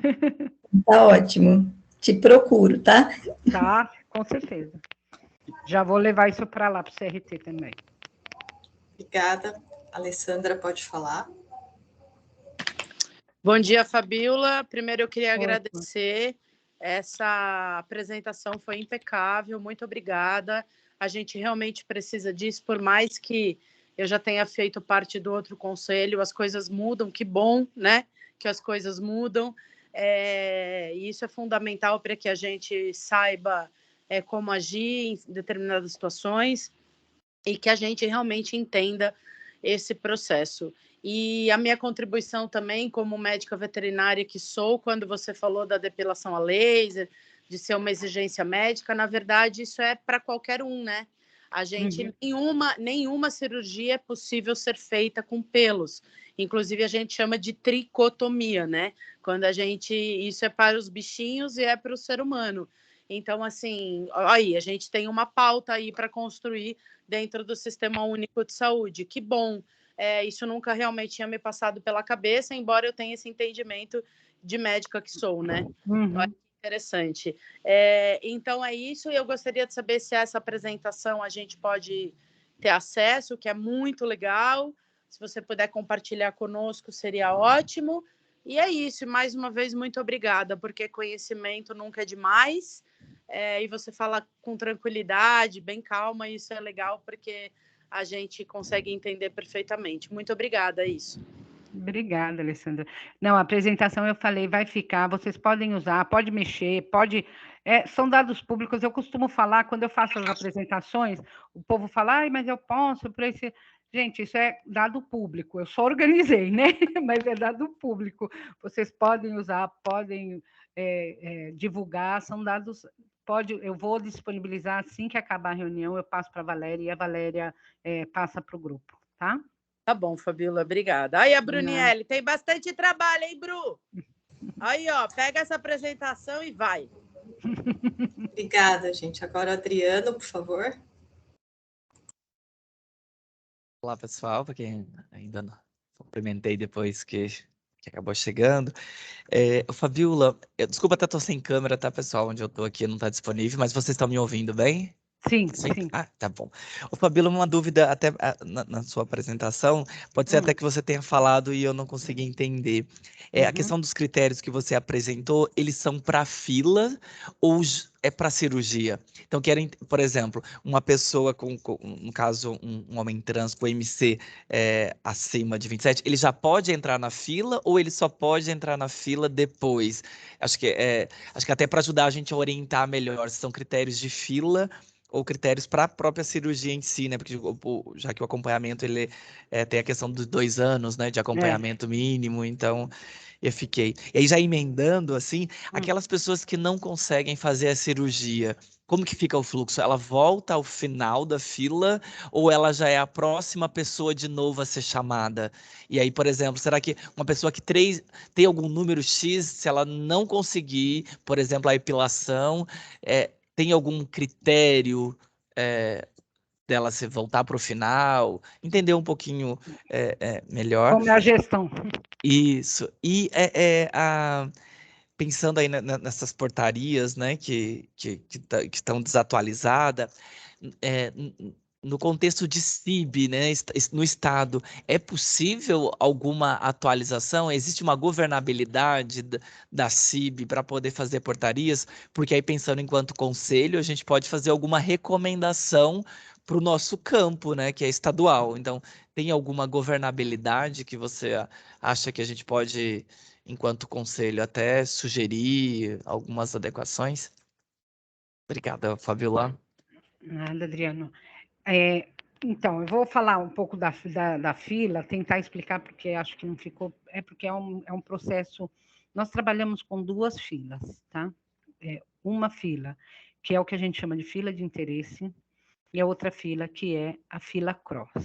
A pessoa só vai para a fila cross quando ela está com tudo, com todos os critérios atendidos.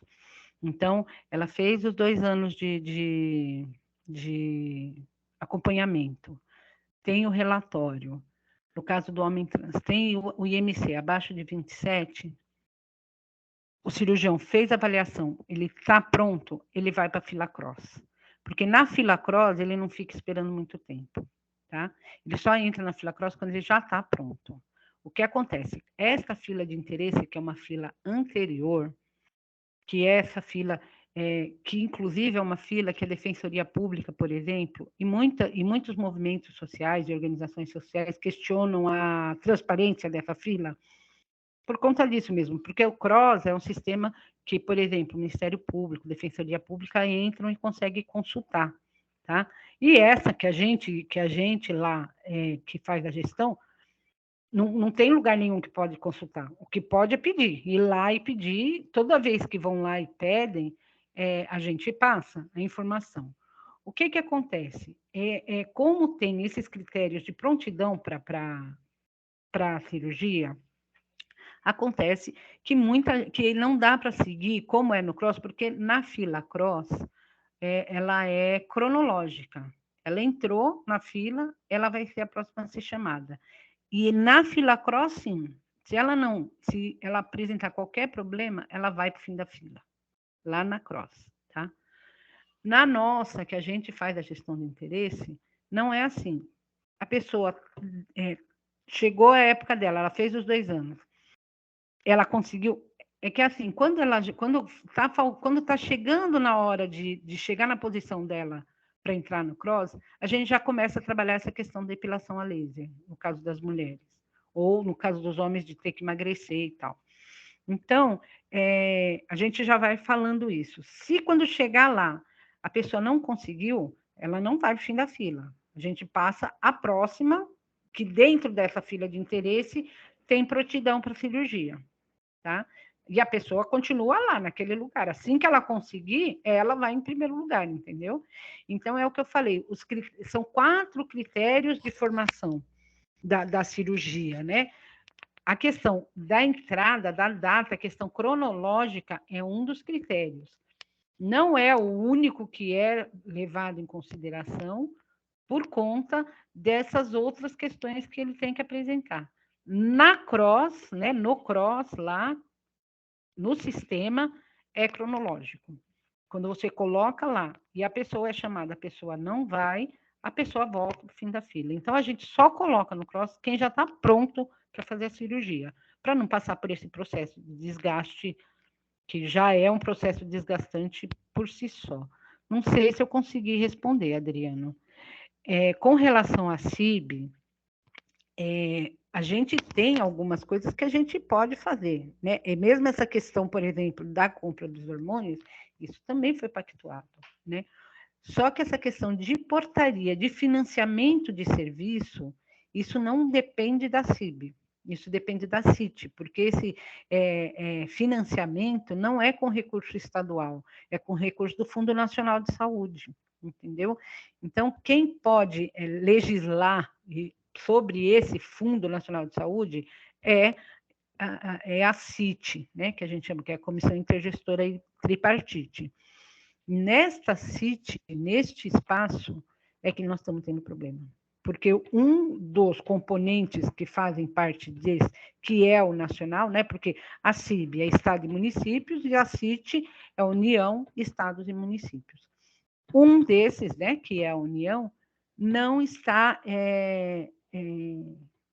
avançando nas discussões, né? Então, a gente não consegue, lá na CIT, e a gente não tem governabilidade sobre a CIT. Na CIB, a gente não tem problema, só que a CIB não pode legislar sobre o Fundo Nacional, né? A gente coloca sobre o Fundo Estadual e o Fundo Estadual já coloca, por exemplo, a cirurgia do Mário Covas, como o Mário Covas não conseguiu também a habilitação, porque o Mário Covas não é habilitado lá na CIT, então, o recurso para pagamento das cirurgias que acontecem no estado de São Paulo sai por meio do Fundo Estadual de Saúde, sai pela Secretaria de Estado da Saúde. Isso foi pactuado, né, dentro da CIB, que é a instância estadual. Essas coisas que fazem parte da instância estadual, a gente está conseguindo. A cirurgia, a compra de hormônios, mas a habilitação de serviços, repasse de recurso financeiro para esses serviços, para funcionarem, isso é a CIT, não somos nós. Entendeu, Adriano? Eu não sei se consegui clarear, mas... Conseguiu sim, Fabiola. Obrigada, viu? Nada. Obrigada. Brunielli. Bom dia, vocês estão me ouvindo, gente? Bom dia. É uma delícia ouvir a Fabiola. Eu já escutei, já tive com ela assistindo essa apresentação aqui numa universidade e toda vez eu aprendo muito. Eu queria trazer, Fabiola, aqui, se existe dados, se vocês têm dados sobre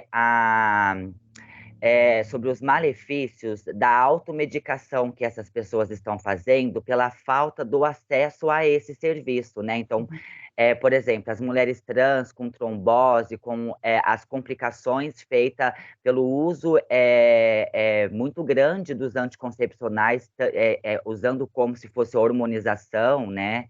Os meninos trans também. Então, um ponto seria esse, né? Sobre o risco, e se tem esses dados dessas complicações causadas pela automedicação.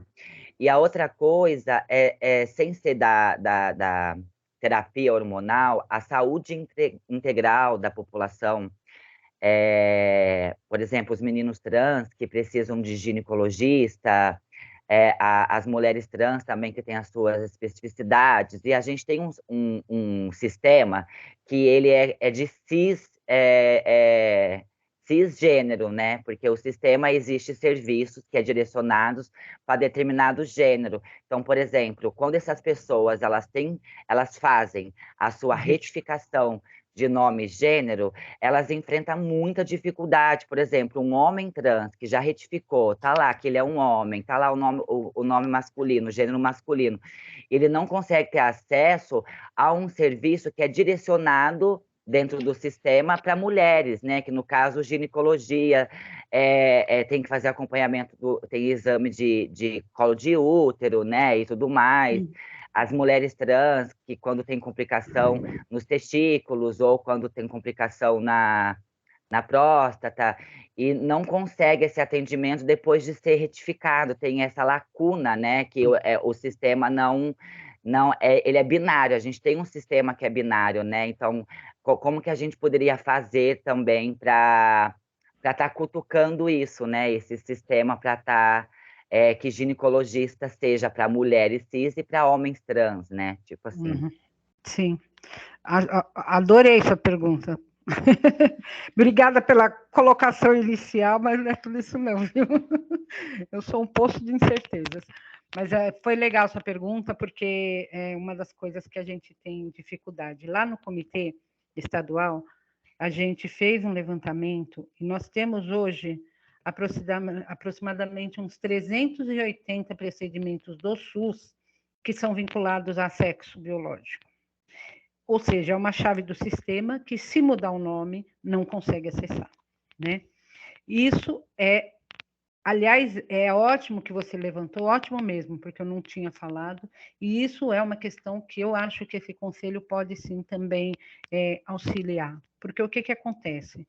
Lá no Comitê Estadual de Saúde, que é da Secretaria da Saúde, nós já encaminhamos ofício para o Ministério da Saúde, nós já encaminhamos ofício para o Conselho Nacional de Saúde, né, para essa comissão de equidade, falando dessa questão, que a gente sabe que o sistema é super fácil de resolver, é só ir lá e desligar a chavinha, mas a gente sabe que não é esse o problema também, né? Então, a gente já fez essa provocação no Ministério da Saúde, a gente já fez essa provocação no Conselho Nacional de Saúde, em parceria, inclusive, com o município de São Paulo. O município de São Paulo, na época que a gente mandou o ofício, o pessoal do Comitê Municipal, eu passei esse ofício para eles também fazerem essa provocação lá no Ministério, mas a gente tem que ser realista, a gente está com um governo extremamente conservador.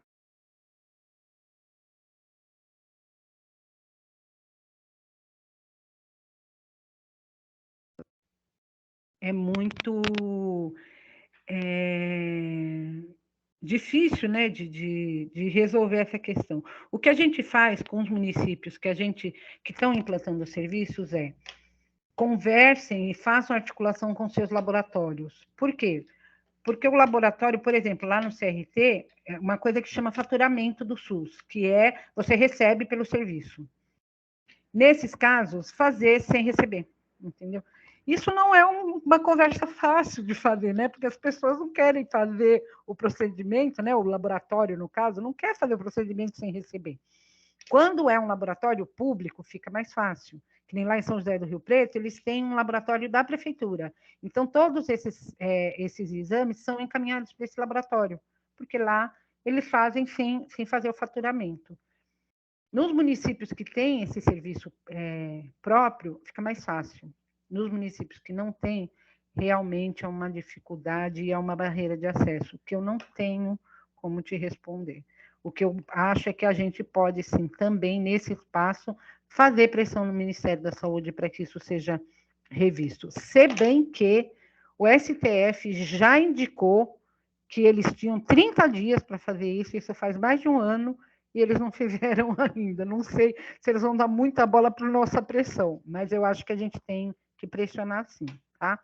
Com relação a estudos de automedicação, a gente tem, no campo da pesquisa de população trans, agora algumas coisas aparecendo, né? Durante muitos anos, a gente não tinha dado nenhum sobre nada, né? Agora, de uns anos para cá, é que começaram a surgir algumas pesquisas, inclusive da coisa do silicone industrial. Tem uma pesquisa que foi feita há bem pouco tempo, inclusive com a parceria com o CRT, com o pessoal da Santa Casa, né, com o pessoal da Maria Amélia lá, para fazer essa questão, esse estudo, né, sobre as complicações de silicone industrial.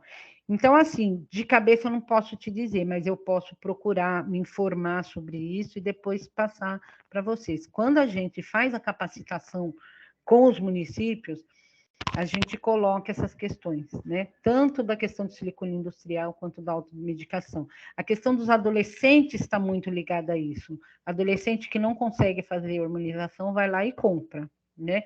E já começa logo cedo a fazer uma bomba orgânica, né? E o que isso traz de complicação depois. Então, assim, em termos de conversa com os profissionais, a gente faz. Agora, estudos, eu vou ter que olhar se eu consigo fazer um levantamento sobre isso, levo isso como tarefa e trago para vocês, tá bom? Tá ótimo, perfeito, Fabíola. Porque, tipo assim, fica muito mais barato a hormonização feita com acompanhamento médico depois do que o tratamento das complicações que dá da automedicação, né? Sem dúvida, sem dúvida. Como é o caso do silicone, né? O silicone, além de ficar muito mais barato, claro, as complicações de silicone industrial, não preciso falar para você deve conhecer muita gente que tem, e é muito triste, porque a gente pouco pode fazer enquanto profissional de saúde, pelas infecções que causa, pela dor que causa, pelo sofrimento que causa. E aí, assim, não só em termos de custo de dinheiro, mas de custo da qualidade de vida das pessoas, né? O quanto aquela pessoa que usou o silicone industrial perde de qualidade de vida. Então, se a gente conseguisse trabalhar com prevenção, era muito melhor, né? É que é difícil, porque como o serviço público não dá respostas na velocidade que deveria dar, as pessoas acabam recorrendo a esses recursos mesmo, né? Tanto do silicone quanto da automedicação. E a gente sabe que essas coisas trazem complicações, sim. Não tem muito como falar, não. Eu vou procurar se tem outros estudos além desse do silicone, que eu sei, e te falo, tá bom?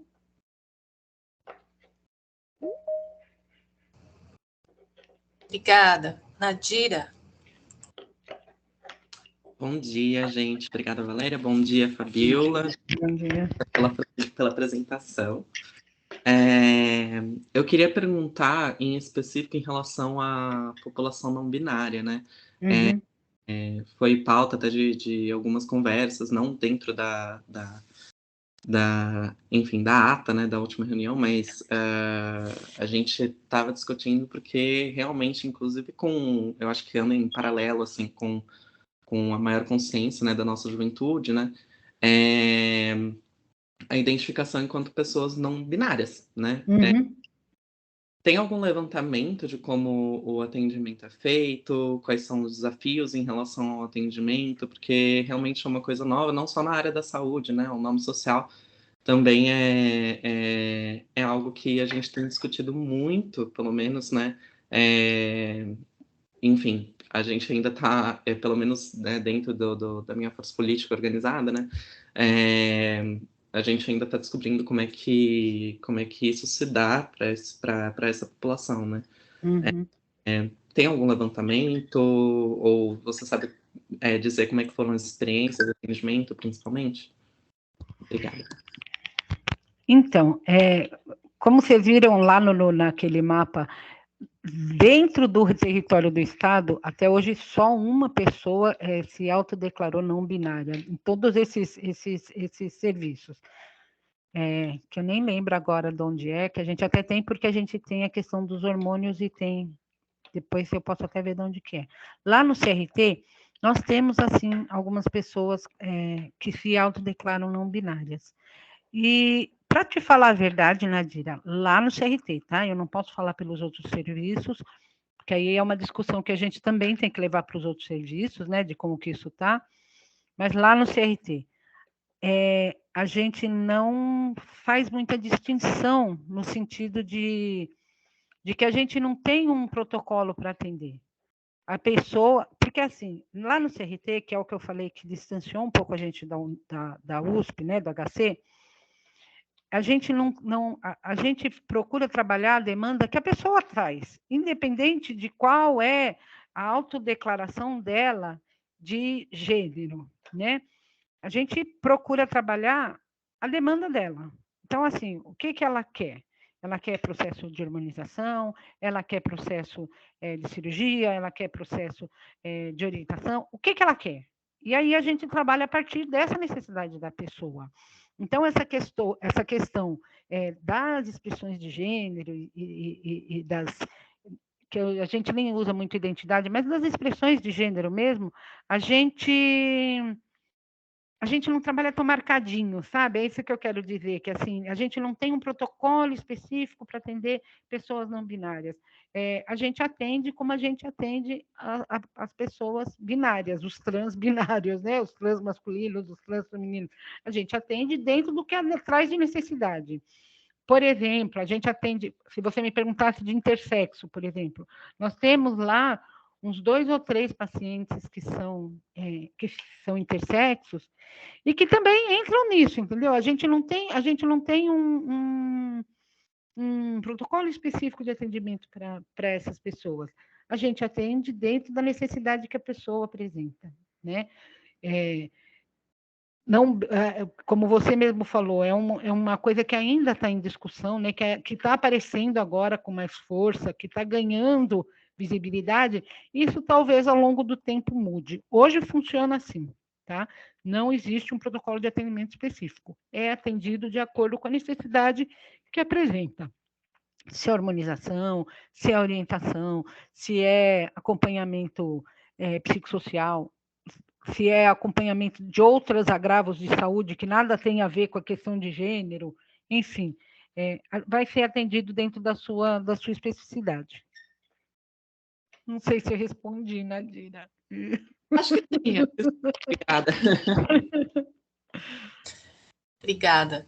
Fabiola, o Gustavo Dom está perguntando aqui no chat. Tem dados de quantas pessoas trans são atendidas no CRT por município? Assim podemos levar essa demanda à prefeitura.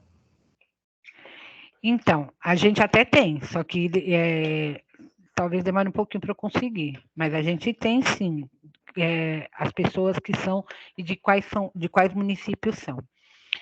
O que é importante dizer é o seguinte: uma pessoa que hoje é atendida pelo CRT e que o município que abre um serviço agora, por exemplo, como ocorreu com a ABC, tem lá pessoas do CRT que são lá do ABC. Aí o ABC abriu o serviço, a gente não manda embora a pessoa lá para o ABC, entendeu? A gente mantém esse atendimento lá no CRT e negocia com a pessoa a possibilidade de ela ir para um ambulatório mais próximo, né, da região, e faz essa negociação. Então, abrir o serviço no município não significa que ele vai desafogar o CRT, né? Significa que vai desafogar novos casos, mas não significa que vai desafogar os casos que a gente já atende. A gente, a gente ainda atende bastante gente do município de São Paulo, apesar do município de São Paulo ter tantos espaços assim, né? Então, é isso, mas eu posso fazer esse levantamento, se vocês quiserem, peço uns dias aí, um tempo. Eu vou sair cheia de tarefa e eu não estou anotando nada, Valéria. Depois vocês vão me passar tudo da ata, né? Porque eu estou só falando que eu vou fazer, mas depois eu não vou lembrar nada, você me fala. Mas eu saio com essa tarefa de fazer esse levantamento por município, de quantas pessoas de cada município a gente atende, e me comprometo a trazer aí o mais breve possível para vocês, tá bom? Obrigada, Fabiola. Depois eu te mando todas as tarefas, tá? Tá bom. Só mais uma questão que a Mônica Araújo levantou aqui. Aí a gente tem que deliberar. Se a questão da gravação, se a gravação vai poder ser utilizada de forma externa, porque a apresentação foi muito boa, enfim, só elogios para a Fabiola. Se o conselho, então, concorda de usar essa gravação. Quem for contrário, por favor, se manifeste.